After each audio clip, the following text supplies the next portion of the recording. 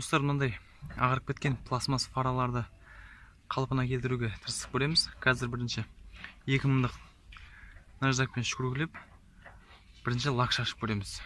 Лакпен енді кейбір ютубта видеолар бар, лакпен қалпына келтіретін. Ол енді рас па, өтірік пе, тексеріп көреміз.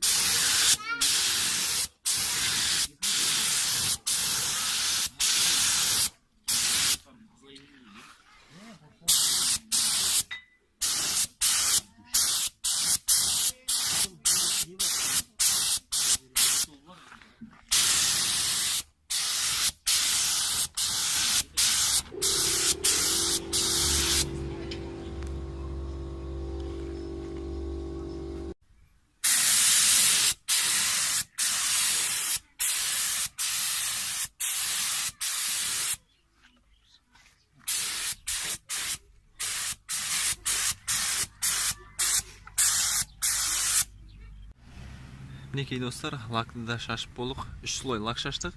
Көріп тұрғандарыңыздай, міне іші қалай көрініп қалды. Алдыңғымен салыстырғанда өте керемет нәтиже. Мына жағында да іші көрінді, бірақ ішінің су кірген екен, сонымен лай құм болып жатыр. Жалпы нәтиже өте жақсы нәтиже. Мен өзімде бұған күмәнмен қараған, мүмкін дұрыс шықпайтын шығар деп. Сөйтсем көзім жетті. Жалпы істеуге болады екен. Енді өте оңай жұмыс істеп айтуға болады. 2000-дық наждакпен жақсылап наждактайсыз. Сосын компрессор пистолет болмаса, баллончикте лактар сатылады. Баллончиктегі лакты алып шаша саласыз. Жалпы осындай пластмасса фараларыңыз болса, істеп көріңіздер, сенбесеңіздер. Бүгінге осымен тамам. Сау болыңыздар.